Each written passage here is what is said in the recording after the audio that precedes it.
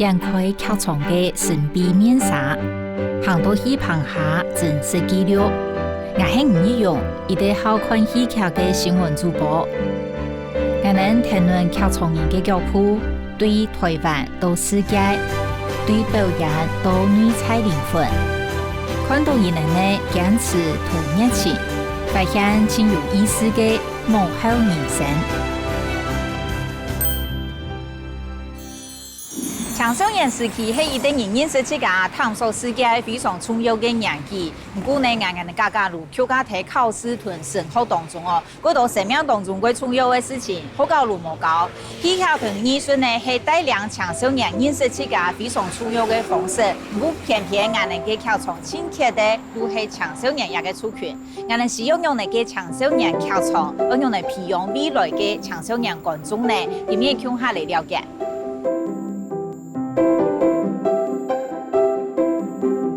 按从嘅功课负担、生活习惯，还有文化气氛也等原因，使至到台湾青少年单就行唔进剧场。故所有几多艺术创作者同策展人，如善忘嘅演创业者，为本青少年如感受嘅艺术创作环境。听讲有一门课几年，让书记嘅学生嘅听听。听讲是为本太师教过等等都会加添创作的功夫哦。这是一个对话的结构，通常会这样：第一段会是 A， 第二段会是 B， 第三段会是 A 加 B。那什么意思呢？第一段 A 通常是一个次要的主题，就是比如说我来上课。然后我进来，我会说，你们昨天有看那个电视节目吗？然后那个南北韩在会面啊，他们说啊有啊，怎么样？这是次要主题。然后过一会我们再进入正题，说好，那各位同学作业交了没有？对不对？这个就是 B。策展人关一伟长期关心注意剧场的发展，每次做过台北艺术节的艺术总监，还有丰富的教学经验。比到会替后生人的新冠投入点下艺术的人。以全无康普嘅同伊所学嘅拿来教大家，以教戏文同对话创作，希望大家会了解写戏文对一出戏有一重要嘅。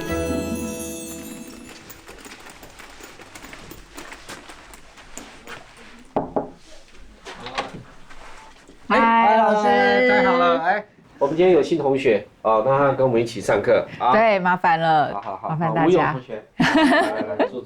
好。就是上礼拜我们不是教大家回去把那个剧本写好吗？好，那因为我们这个课跟戏剧系的对白有关吧，所以我们重点就是写对白。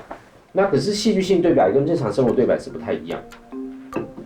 所以呢，戏剧性对白的特色是什么呢？戏剧性对白的特色呢，就是有一种写法，通常是这样 ：A 说你要去哪里，然后 B 说你管那么多。啊，就很国中生啊，然后 A 又说，是不能管哦，还记不记得我们跟你们讲过那个亚里士多德的戏剧6大要素？有什么？情节、角色，还有呢？对白。对白。背景。主题。那老师这次为什么会想要推出这几个工作坊，然后让学生实际参加，然后你希望他们可以获得什么？新点子剧展的题材是青少年嘛，那我们总是要让这些青少年有机会可以成为这个过程当中的一个主角嘛。透过这个工作坊去了解他们对于青少年剧场的想法，这是一部分。一部分是我们也想利用这个机会去认识他们、了解他们。那比如说像我自己带的这个剧本台词写作的。那其实我背后有一个更长期的想法是说，我希望未来有机会可以透过他们，然后协助他们去发展，然后他们可以去创造出一些以他们生活经验出发的青少年剧场，然后可以给青少年自己演。对。那你知道，在我们目前的这种中文的写作环境里面，其实我们很少有对白写作的练习。我们的国文课里面有很多。诗歌啦、散文啦，可是没有对白。那中国文学的传统里面也很少有对白，好不好？那如果我们要讲台湾文学里面，其实戏剧文学也是一直被放在很边缘的。也就是说，总而言之，在现在教育体系里面，对白这件事情是没有人在意的。可是这些学生离开了学校，离开了这些文字印刷品之后，他每天在接触的东西全部都是对白，好不好？他线上在看的节目，韩剧也是对白，连续剧也是对白，他在跟别人玩线上游戏的时候也是对白，线上游戏里面的角色讲的话也是对白，所以对白其实很重要。但是对白这个文类在整个中文的传统里面，基本上来讲就一直没有被重视。但是这个对白形式在西方很早的时候就被耕耘了。我觉得对白写作这件事情，然后怎么样去利用他们，然后我也想要去培养一些未来的年轻的这些剧作家。所以对我来讲，这个工作坊是一个开始，就是说我们开了这样的工作坊，那会愿意来参加的学生，就表示他一定是对这个非常有兴趣。我们也利用这样的方式去寻找这些未来可能的这些写作人才吧。然后用我刚刚教你的2个方法，第一个就是每一句的对话不应该是前一句对话的直接回答，就是我问你吃饭了没有，你要怎么回答？如果是间接回答的话，你就会只回答吃饭或没吃饭嘛。但是间接回答会怎么回答？来练习一下。你的衣服好丑。也可以。还有呢？吃饭了没？还有比吃饭更重要的事。接近了，还有没有？我刚刚提案搞到2点。然后我现在没有心情想吃饭，这样也可以，好不好？记得一个重点，第一个是不要直接回答，那它就可以造成很多新的效果。我举一个例子啊，今天我终于逮到你了，我要为了父亲报仇，你受死吧。那如果回答就是不要，不然就是好啊，死就死啊，有什么了不起的？你知道这是直接回答吧？可是通常他们不会这样，就不直接回答啊，这个才是戏剧性对白啊。那可是不直接回答，其实不容易做到。人同人对话嘅優良，係講要做得用體生活對方，我相信咩係一件幾有意思嘅事情。除了學寫戲文對話以外，經過亞一博嘅一相處，關先生咪對後生人睇嘅上物嘅有個新嘅認識。跟他們上了這好幾次的課，你發現到的青少年是怎麼樣的？我覺得他們比我想象的成熟了。這至少是就上課狀況來看。就是他們受到目前這個教育體系的限制還是蠻大的，比如說，其實平常上課是不會聽到這些東西的，然後他們如果不是因為要來上這個課，那或者是怎麼樣，他們其實大部分同學也不來看戲，所以這就更印證了說，我都是比較正面的來看，就是說如何去讓更多青少年有機會可以去看到這些戲劇作品，我覺得是很可以去開發的。文化部有在推各縣市。要針對青少年的觀眾去推廣青少年劇場，高中生、國中生有他們在乎的事情，好不好？那通常3件事情最在乎，第一個家庭關係，就是那個世代的溝通問題，第2個愛情嘛，然後第3個就是認同，就是同儕之間的認同，所以我覺得你要能懂得如何去抓到這些議題，然後呢，我們可以寫一個劇作選，然後這劇作選的每一個劇本大概都只有5頁，也換句話來講，也就是說。學生可以在課堂上演完，就剛好下課。我覺得這是最適合的。但是我覺得很關鍵，就是說這樣的一個劇作選，可以讓他們在課堂上面，然後知道這些劇本裡面講的就是他們生活當中的事情，然後他們可以去扮演它，去談它。但是你目前去看，我目前市面上可以買到劇本都是翻譯劇本，這都是別人的生活、別人的事情，別人的語言、別人的口氣。那我們在我們日常生活裡面，其實我們就是處在這種語言混雜的現象啊。那我覺得劇本可以捕捉這個東西，這樣，所以我覺得，就是我覺得，其實就教育的角度來看，我覺得這件事情還是很重要啦。那我們都一直在講，在我們台灣文化裡面，這些不同的語系、不同的語言，如果去保存它，我覺得最好的保存方法就是戲劇啊，因為戲劇就是在捕捉這些活的語言嘛。那可是它又跟你看客家台的連續劇又不一樣，因為你可以參與。俾到為大家做啲設計來運用，關於李先生未出的一項重要，為大家赤腳團討到能學到嘅對話智慧，臨時隨意來創作。看起來我有好傷腦筋嘅喲，運用嚟寫能會學到大家呢。我們在不管是電視節目或舞台劇裡面看到的對話，雖然看起來像一般人在講話，但實際上不是一般人在講話，它有一些技巧。好像一個火鍋裡面。不只是有白菜啊，也有肉啊，也有蝦子啊，這樣看起來才豐富嘛。今仔做课堂做咩呗？头头先生讲呢，伊出的7个字的2个人来对话，是唔得係想法的对话，可以用戲劇性的方式提改。故說我使聽過多嘅主題，我想講2個人伊講嘅對拍伊嘅戲文後背推表物嘅，佢難嘅唔點寫物嘅。好，可以了吗？好的，来，你先念好了。A 说什么 ？A 说半年50万一样，然后 B 说太少了，我都出来走跳几年了。A 说到顶了，这是上头给的最多了。B 说拜托，上次2颗人头钱都还没送。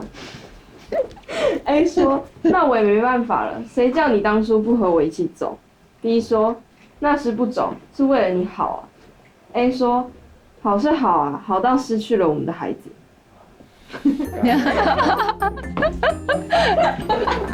但是你就会听，就是我们会被往前拉嘛。好，来 A 说半年50万 ，B 说兄弟10年，你算这么清楚。A 说没办法，现在警察有水不好捞。B 说你老婆法官呢，有他照还不够。A 说他发现了。B 说外面那个你怎么那么不小心 ？A 说他说要搞垮我。对不起，我得赚点收回避风头。来，你们觉得怎么样？事件。那重点也是一样嘛，就是我们再想想看，都读者或者是听众或者是观众在看这个作品的时候，对白本身就有力量了，对不对？因为这个对白就是一直在带领我们的，就是会引发我们的好奇嘛，因为它一直有在揭露嘛，所以一直会往前走。那当然，剧情就随着这样会一直有曲折，这个曲折就是戏剧性的来源嘛。因为戏剧性就是代表一种转折的发现。来，你们。關於魏先生嘅指頭看起來充實作用嘅很簡單，其實大家冇看到嘅係因地累積嘅一道嘅經驗，能有安尼嘅成果。經過指點，我真經感覺到創作功力一下增加幾多。大幫學寫對拍，青少年會韓國集團藝術同創作。會有一個會同清泰嘅公司，如係兩堂樣嘅前藝術總監李飛米。我不希望他一下子就必须愿意了进到剧场来看演出，而是我们要启发他们，让他制造一个他们能够参与的一个空间。所以我们做了很多的工作坊，我们希望从不管是文字的创作上，或者是肢体表演上，甚至到一些是比较思维上的一个开发，我们希望提供不同的课程，让他们去接触，是创造一个参与感。如果你从剧场角度来看的话，其实我们一直很忽略青少年这一块。你想想看，如果在电视的领域里面，青少年也是一块很大的受众啊。其实他们这个时候更受这些媒体的影响。那我觉得不管是阅读啦，或者是游戏啊，还是漫画啦，还是电影啦，大家都有要抢青少年啊。我觉得剧场却没有考虑到说为他们做一些节目，我觉得有一点可惜啦。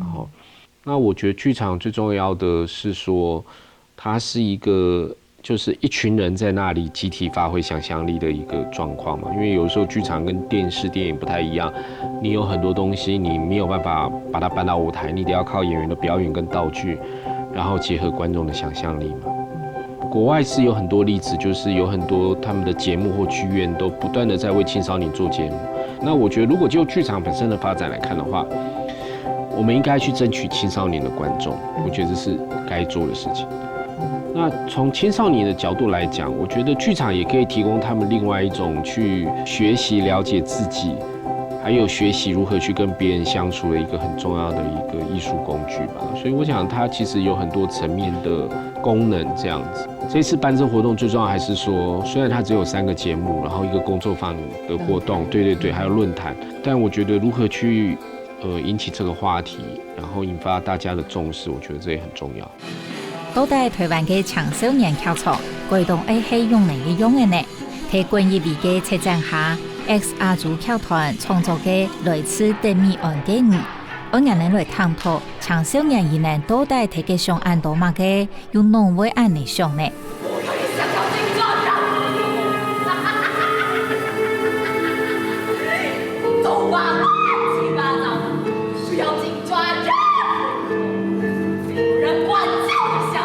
你有说到国外的经验，其实是他们常常会针对青少年推出一些剧。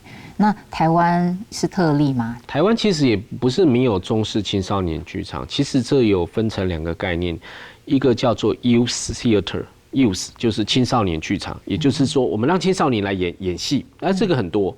其实我们的那个国高中的那种表演艺术课里面就已经包含这些东西了。那也很多人在推，教育部也有在推，就是青少年来演戏。那另外一个就是 theater for the young audience，意思就是演戏给青少年看。那我举儿童剧场好了。儿童剧场就是大人演给小朋友看呐，而不是小朋友来演戏，对不对？那我们现在就是没有那个大人演给青少年看的这种戏，我觉得是这样。那我们就要去思考说，那为什么在我们的这个表演艺术的这个生产环境里面，却忽略了这一群最重要的受众呢？一方面是台湾的国高中，学习状况还有他们的环境，看戏对他们来讲不一定很方便。一方面是可能钱啊，就是经费，然后第二方面可能他们有考试的压力。然后再来就是，一旦要为他们做戏的话，他们就不像儿童剧那样可以那么容易被演。然后这些戏就可能要更好的剧场环境，但是问题是台湾可能很多县市都没有具备这样的资格。对，所以我觉得也会有一些城乡差距。物质条件的限制，并不代表我们不应该要去做这件事情。我们不应该等他长大了，我们才来跟他说来看戏这样。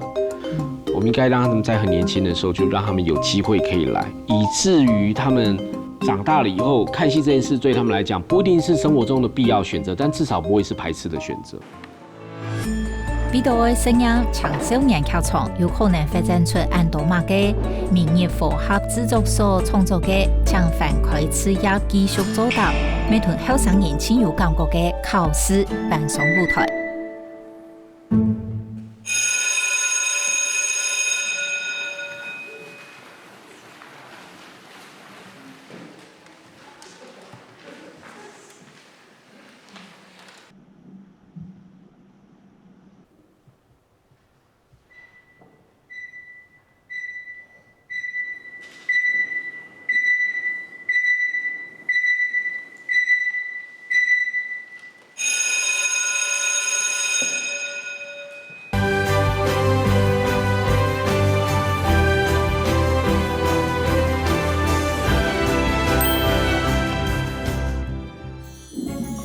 用说法，英國愛斯汀大學戲劇博士，主修舞台設計。進來台灣過後，替國家戲劇院同音樂堂做舞台監督，長期落實做藝術教育。接下來，我打算去歡迎用說法先生嘅工作坊地圖，看下我要用嚟打幫教身體同藝術為韓國集訓。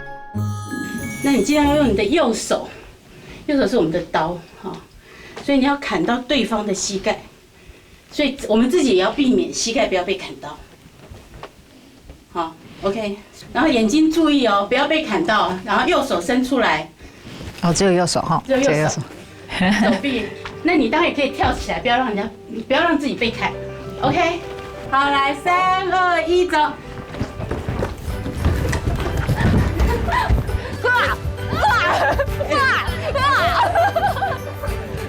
用說法先生設計嘅拼切頭遊戲，大家一搞經過談論都有伸展運動到嘅，打幫按次嘅攻防戰，為一年錄熱起來嘅。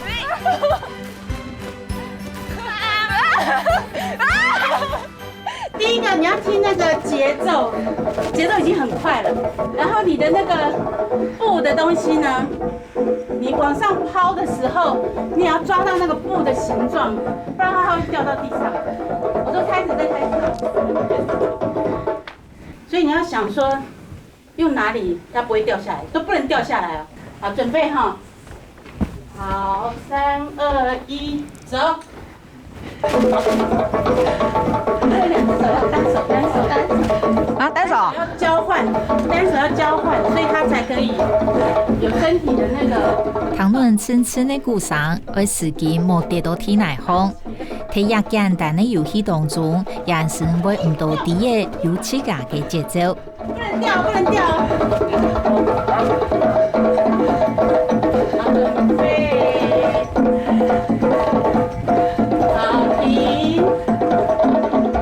这次的课程啊，你教些什么？那我的部分是比较是在即兴这一块，即兴这一块，所以我就会从很简单的就是一般的即兴，然后到角色即兴，到情境的即兴，还有包括情绪的即兴，那就是到文本的即兴，就是故事这个部分。所以其实就是一个即兴的过程跟游戏。那以您的教学的经验，你看国高中这个阶段，他们接触剧场，就是你觉得剧场对他们的影响是什么？因为我们现在有9年一贯的课程，9年一贯课程里面，艺术与人文领域里面其实有一个科目叫表演艺术，但是那是在国中嘛，跟国小。但是国中跟国小，如果从2000年开始算，基本上这一批学生应该都有机会接触到表演艺术。可是我接触到这5个孩子的时候，你知道他们很多人是没有上过表演艺术课，所以你就知道我们的就是很有趣嘛，完全素人开始，素人，但你要回来谈说，那这个体制是不是有问题？对，因为我们像有接触剧场的人会知道，它对我们真的影响可以很大的。但我们通常在中学时期都困在那个升学跟考试里面。你觉得如果他在青少年时期他可以接触剧场的话，对他的生命或生活会有什么样子的改变吗？我觉得它就是一个情绪的出口啊！如果我们真的不要利用多的时间，就是表艺课你就还给他表艺上，你不要借给什么英文啊，什么借给什么其他主科。那特别是高中，其实我觉得高中很重要，因为高中它的创意是，就它比国中生又更稳定。然后呢，它刚刚好是在青春期的时候，它其实有很多的爆发力。你其实就是让他有一个机会可以去表演。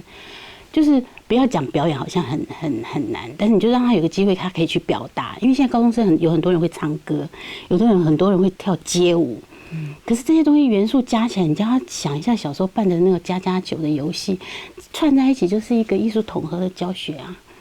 我觉得他就有一个情绪出口的地方，我觉得这还蛮重要的。但是我觉得就是那个学习的课程，既然教改已经把它放到课程。你就是让他上正常的课就好了。看对方做什么，你就要跟着做；那他做什么，你就要跟着做什么。木当当的昆仑头前的盘提给做动作，而自家来做一个专门的模仿家。大帮安尼合作拼人的动作的游戏，唔但将培养同學嘅觀察力，同時大家嘅眼神咩談論聽通起來。如影隨形，快！你这样教完全没有上过相关课程的学生的时候，会有比较特别的设计吗？我们不会用专业演员的角度来要求他们。特别设计是一定要有。其实它是另外一个专业叫应用剧场。那应用剧场它就是针对非专业的人，戏剧或剧场只是一个工具嘛，或一个平台，所以让他们可以透过这个平台或这个媒合，他可以理解什么，或他可以认识他自己啦，或者认识他自己的身体啦，或者说可以认识一些，比如说议题性的东西。对，就是非专业的人来讲，可能都是用这样的方式进入。现在 B 是粘土哈，然后 A 是雕刻家，所以你可以就现有的形状去重新雕塑一个新的造型。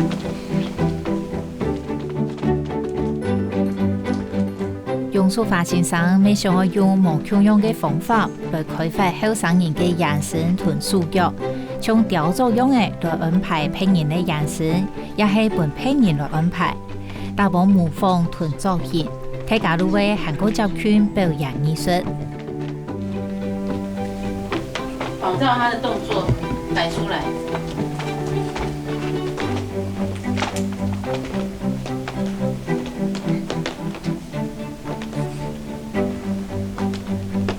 这个工作坊可能是你们第一次或很少数参与的跟剧场有关的训练，对不对？那参加了好几堂课，觉得有什么改变吗？觉得更敢把自己的创意给丢出来，因为这边的同学真的都是很有创意、很有想法的人。然后他们会有很多天马行空的想法，之后就觉得自己的创意也被激发出来了。你呢？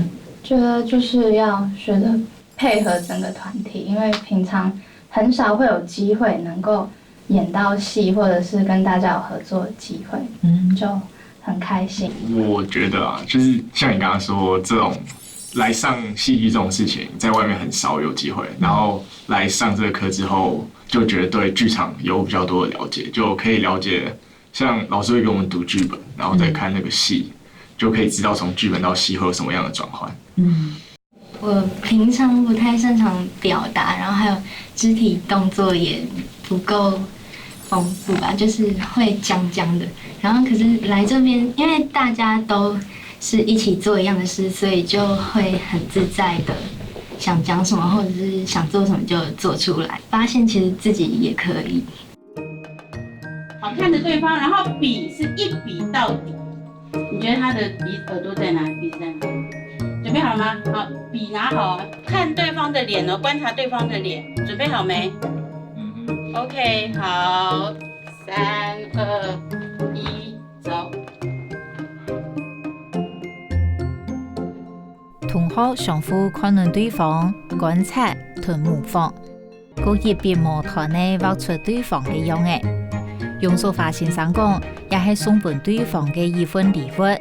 表示我們韓國認識的眼神嘅經驗。對你們的夥伴分享一下，你們為什麼會？你要送他什麼？然後你也是一樣。妹妹頭，然後空氣劉海，然後細眉毛，差不多是這樣吧。就是你看到他五官的時候，你覺得？就是頭髮。还蛮长宽，上嘴唇跟下嘴唇一样宽。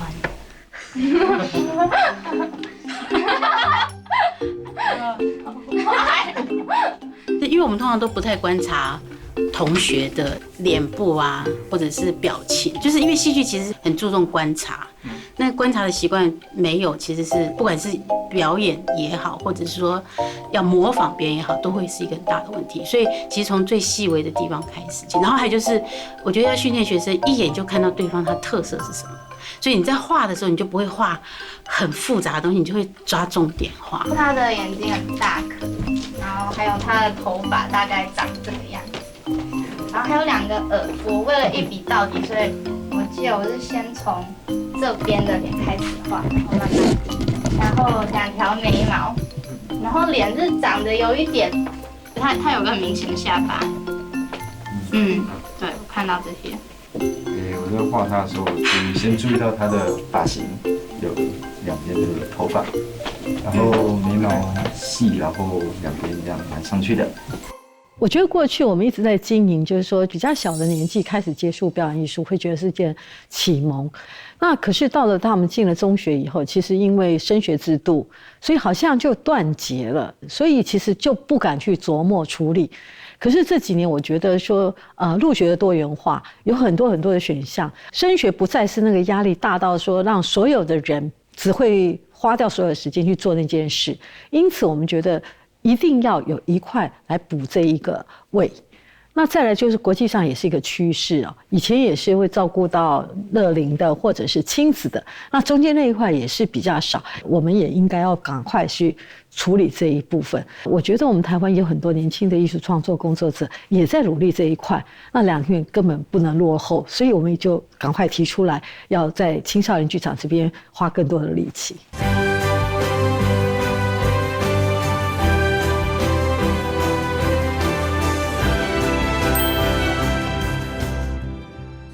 我今日来到龍潭院的排練場，今日我來參加一個劇團的彩排。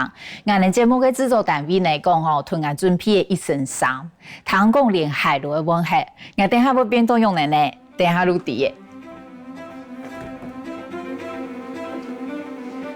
得啦，一個我變做高中生，先是所長去睇我是把拍攝，不過今日已經睇彩排嘅，我叫下嚟參加哦。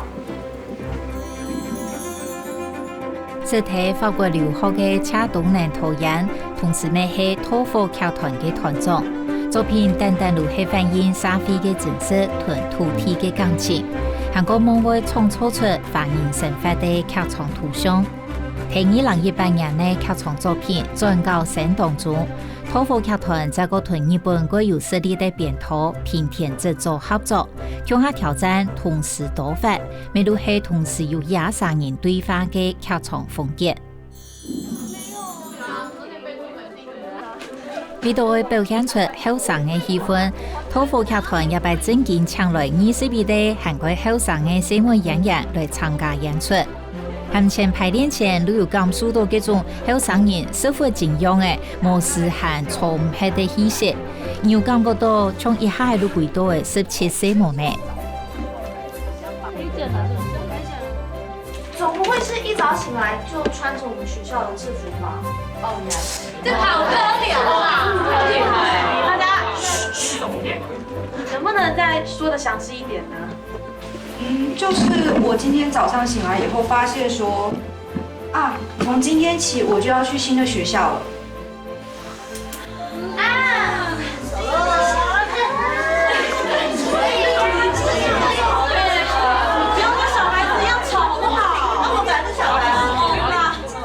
这那么特别的戏，你觉得青少年看了，你预期他们会有什么样的感觉？因为如果演的就是他们的生活，他为什么要来看呢？他们可能没有想到说，剧场里面有这么平常的戏，这么平常，而且还会好几句这样叠在一起。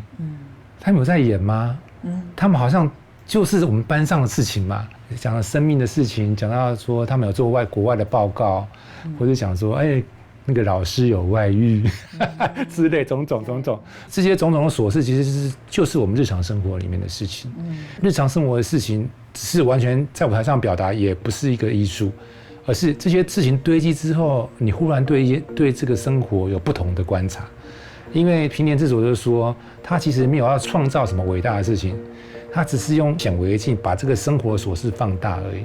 这些生活的琐事经由一些排列组合，竟然能够得到一些更多的想法，或者是对这些青少年们的生活有不一样的想法。对，我觉得这是艺術，这是平田制作的戲的魅力。この作品は16歳から18歳までの女の子という肉体的にも精神的にも大人になっていくそういう危うい存在が描かれています。でもそれが大人が見ても感動するのはそこに人生の不条理ですね、生きていくということには何の理由もないんだと。しかし私たちは明日を生きていかなきゃいけないんだという普遍的なテーマが入っているってことが初演からですねずっといろんなところで上演されてきた理由だと思っています。他本人都这么说了，不是吗？钟声当当当。没有了。高鐵嘅青少年嘅煩惱拍入歸場，一出對日本來嘅戲出，搞到一到台灣演員嘅數頭紅，佢會用你來表演呢。那真实在演的时候，我看的时候觉得很有趣嘛，就光看剧本就很有趣，很多事情一直在发生。那你们自己在演的时候有遇到什么困难吗？文字上跟真的就是把它搬演到就是排练场是一段很长的距离，因为像剧本也是有在被翻译过，对，就是阅读上跟文字上在转化成要讲出来的时候，其实我们花了还蛮多时间去变成说要哪里可以口语化，哪里要保持原本的干净的感觉。不然你们这都听不懂第9题，我刚提大一吗？这样用一种很孩子自己一个人唱的老歌，真的很陶醉，很开心。好难这样行 ，OK， 他真的是这样啊。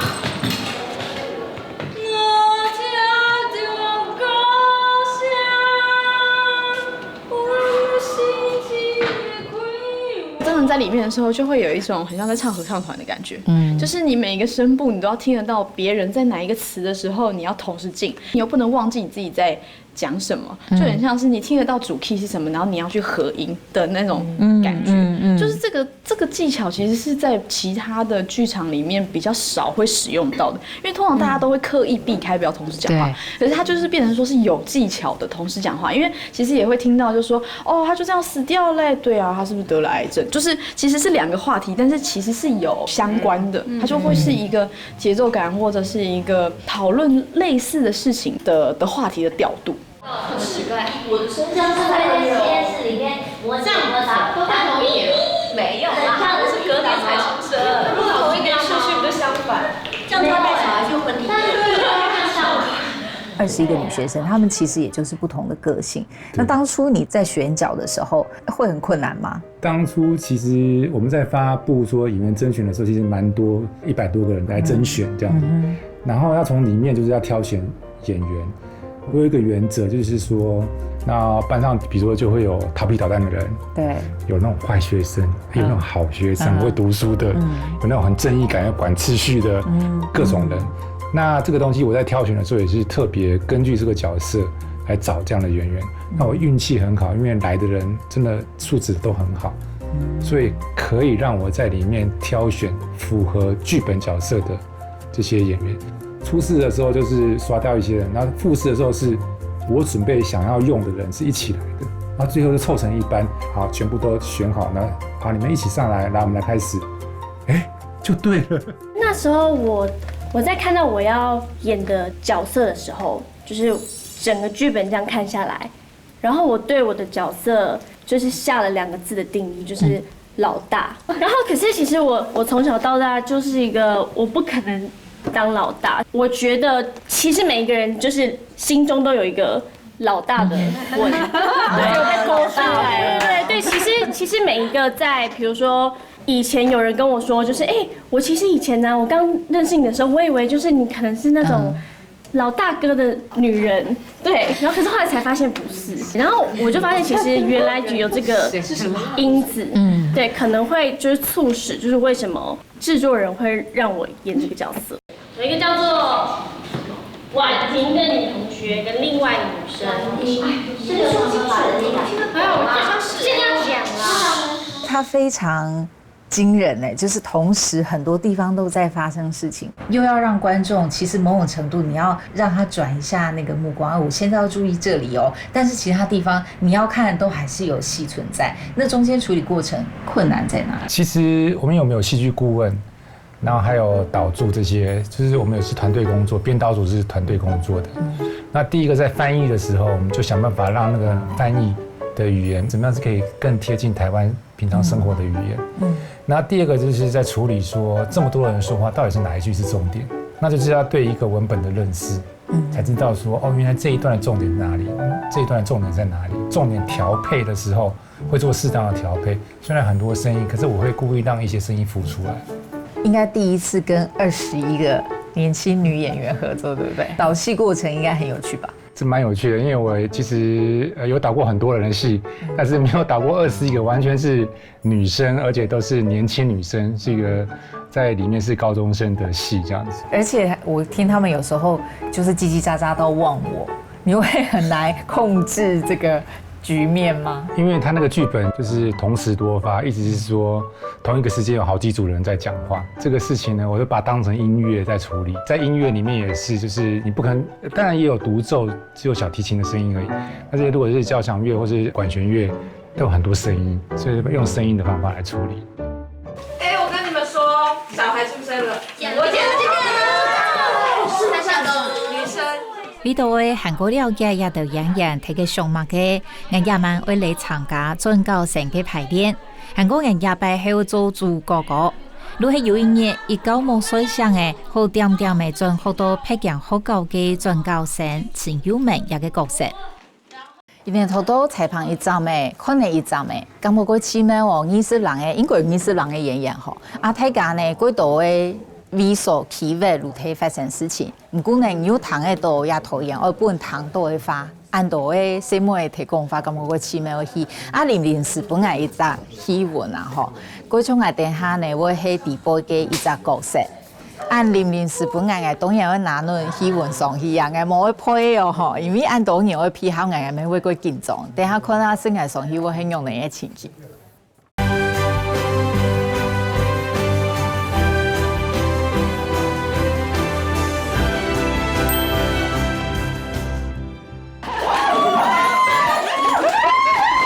然后我们带回的那一段就是介绍新同学那一段，我假冒陈佑敏。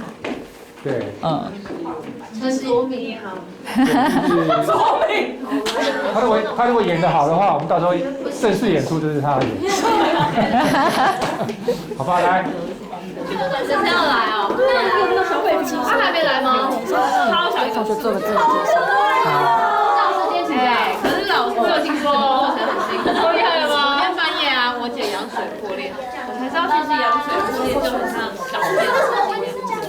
大家，张老师真的请假哦？为什么啊？不清楚。什么东西啊？然后呢，我们来了一位转学生，请到这边来吧。是谁啊？转学生，请站到这边。好。那麻烦你跟大家做个自我介绍。我叫陈佑敏。只有这样吗？然后比如说你原本念哪一间高中的啊？关于这个，我其实不知道。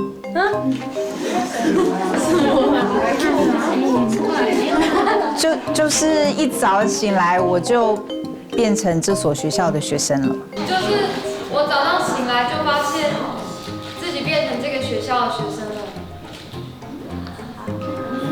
这学生吗？哎，好了，安静一点了哟，安静哦，玉婷。你刚刚说早上醒来是什么意思？我真的是一早醒来就变成这所学校的学生了，真的。干嘛？变形记，这是变形记。跟我是超自然的，实实在在就是新同学啊。对啊，完全不用演。然后就有那个新同学的感觉更好。谢谢导演降低标准。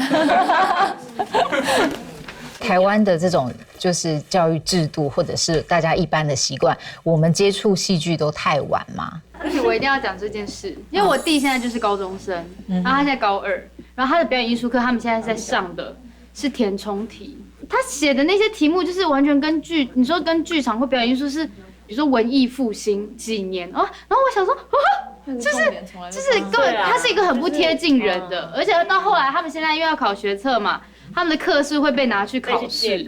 我觉得是可能看有没有特定的1、2个老师，他们是有心去做这件事。像我高中的时候，是我高中念美术班，然后我们有一个设计老师，就是他会教我们电脑绘图或者什么，但是他也很喜欢剧场，所以他会邀请莎妹来跟我们演讲，或是对，然后或是找他那时候台北电影节，他找策展，就是有在对，然后所以我们班的人就会大家全班一起去看台北电影节，然后后来还有一个国文老师，他研究所是念戏剧理论，他就会找我们班的人去当两厅院的前台啊，或是干嘛，就是会有这种培养，但就是这是老师个人去做的事情，所以如果没有这些老师，学校的系统是完全没有这些资源的。我想最大的挑战就是让父母能够放手，就让小朋友或者是青少年，他们有机会参与我们想要为他们设计规划的活动。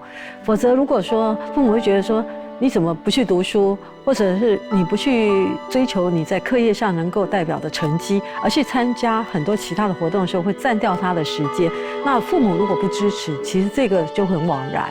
那另外第二块的就是，我们也需要学校的老师们能够跟我们一起合作，因为只有老师们的鼓励，然后让学生知道说我们的参与是很重要的。那加上父母的支持跟老师的鼓励，这个我们如果突破，这是最大的挑战。用劇場來帶領青少年嘅內在同外在，無論係為後生人行上舞台，也係行業劇場，台灣路行愛繼續打拼。比到韓國前一輩來探討各種青少年劇場，韓做得做按多嘛嘅，我哋咪有為德國同法國的劇團藝術總監來分享經驗。We need to take schools as partners. I think then it works very well. But we try to do a lot of things to make teenagers go to theater on their own. I think they have other things to do. You know, there's music, there's sports, and all those things are much more interesting on first sight than theater. It's something strange. What we just do is give them the possibility to make a connection somewhere, and that can be at school, of course, and it can be with playing theater, because that's a thing which can be really interesting for them, because then they represent themselves on stage and their vision of the world, and that's really interesting for them, more interesting than watching something strange. And of course we can try to communicate about theatre and give them the possibility to get a taste of it, and give them the feeling that whatever they think about it is okay. It's not wrong or right, we don't judge them, we don't want them to say something special because it's school. No, it's just watch it and feel about it, what you think, and communicate with us. So, and then when they experience that, some of them stay on that path, and the others do other things. It's also fine. This last year's was with a participative project. Nowadays, I think with new technologies also, I feel that young people want to participate a lot. They are not in a passive way looking a show, but what is very interesting is they want to participate. So I invite a lot of artists with participative projects. I think nowadays it's a real challenge, participative project. 日本ではですね、高校演劇というジャンルがあってですね、各高校に演劇部があります。で、サッカーや野球の、高校の全国大会があるのと同じように、演劇も、全国大会があって毎年日本一を決めます。で、今だいたい2000の学校で演劇部があってですね、子どもの数が少なくなってますから減り始めてはいるんですけれどまだ頑張ってる方だと思います。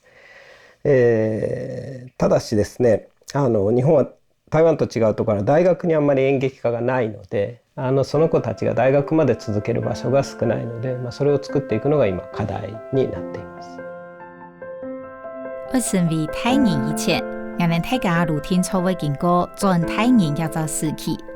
因為愛有青少年劇場，如係想愛打幫一出又一出的戲出來帶領不安嘅後生靈魂。